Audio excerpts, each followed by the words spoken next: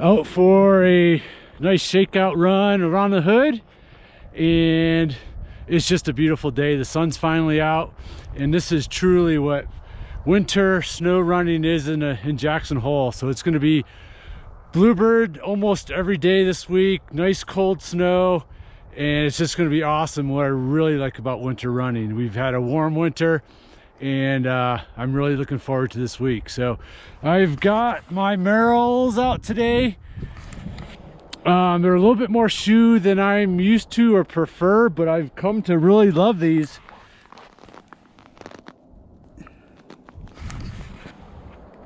These are the Sky Mountain, and they're awesome. I wore them today because we got a lot of snow last night, and it's a lot of powder running today, so they're kind of my bulldozer powder shoe, but very light, very flexible, and which is why I've kind of come to love them, and I didn't think I would. So anyways, I'm here on a nice stretch of road to do some drills after my shakeout run in the sun. It's so nice. But what we're going to talk about today is kind of how I evaluate some of my athletes' races. So I have a lot of my European racers right now have races scheduled a lot later in the year because they're in mountain regions. So we're doing a lot of base building and a lot of individual work to build strength and all that, and they're not really racing anytime soon. A lot of my US based racer athletes are kind of have races throughout the year, so there's actually starting to do some races, and this is February, and I've had a couple athletes do shorter races to kind of hone some speed before they start really building their endurance and their miles. But I had one athlete do the Moab 55K, red hot 55K, over the weekend, and this is a very competitive early season race. Like I said, she did the 55K, and she has UTMB TDS coming up, as well as a lot of my European racers, and we just kind of wanted to use the 55K to kind of just see where she's at as far as her strength endurance. But more importantly, this past year we've really worked on her cadence and her race execution. So one thing, going back to the cadence aspect, and I talked about in yesterday's video about how important cadence is, but she does a lot of mountain races. This 55K was relatively flat. It only had about 4,000 feet of climbing in 55K, or about 33 miles. So not a lot of climbing, but she does, her big races are mountain races in Europe. So we've really focused on developing her cadence to make her a faster climber. So I wanted to use this race to really see where her cadence was at. I kind of broke the race up into quarters. I looked at the first quarter, the second quarter, the third quarter, and the last quarter, and compared the cadence and with her overall cadence, and she nailed it. She had an average of 88 strikes per minute average throughout the whole 33 miles, and she was really consistent with each quarter. But just as important is I then looked at each section where she climbed, and I looked at her average cadence was right at like 90, which was great. And then I looked at her descending cadence and was right around 88, 90 as well. So throughout, regardless of the terrain, she really nailed her cadence. So all of her hard work really paid off.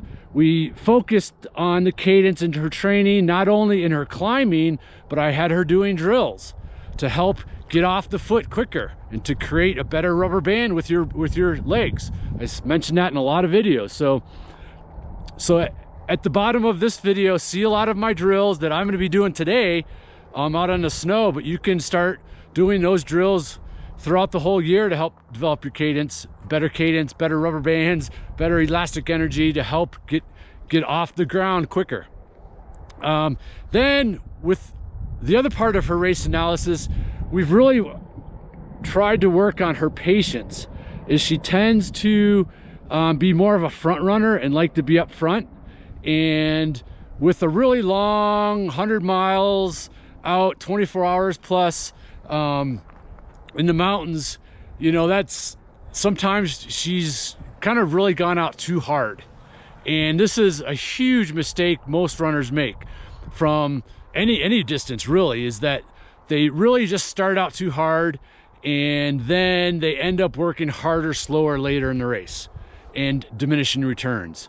And again, regardless of what the distance is, but especially with ultramarathoning, the tendency is to go out way too hard because it doesn't feel too hard.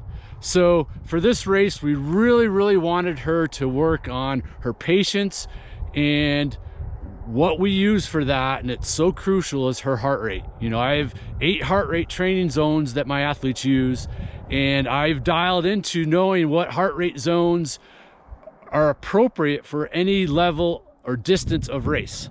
So for a 55K, we really tried to get her to stay within zone 3, zone 4. Okay, and she nailed it.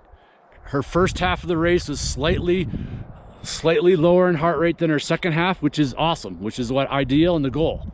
Okay, we kept her patient, and keeping her, monitoring her heart rate early in the race keeps her honest with what she's capable of based on that distance and the terrain. Okay, so it's your coach out there.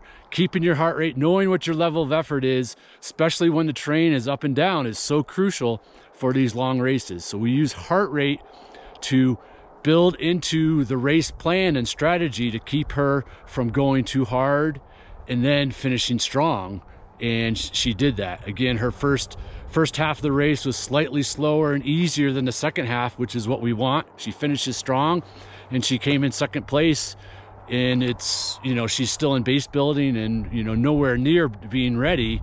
But the key with this is that based on her race strategy and monitoring her heart rate, we not only kept her patient so she didn't blow up later, but now we raced appropriately so she's not going to need a ton of recovery. Okay, and that's crucial when you're doing longer races early season. You know, we don't want her going out and smashing this race and needing a lot of recovery during a time when she's needing to continue to build her base. Okay, so the week prior to this race was her recovery week. Race week, I actually had her start a new phase of training, so she had a high volume week leading into the race with a track workout. And now this week I'm going to have another recovery week to rest her and recover her from the race, and then we start the next big block. Okay, so I did that high volume week leading into the race. I just wanted to see how she respond from a fatigue standpoint, and just to see how her endurance and strength endurance was for this race. And everything is dialed. Okay, Cadence, we trained her mind for her patience and staying true to herself with what her ability is, and she still did very well. Okay, so all right, I'm gonna do my drills, and I hope that's helpful. And again, check out the drills below. That'll help with your cadence early season and all season. And got a fun week coming up, so can't wait to see you next time. And really appreciate you chiming in. So leave questions down below. Thanks for all those that have asked questions, and it really helps me to know your mindset. So thanks again. We'll see you next time. Later.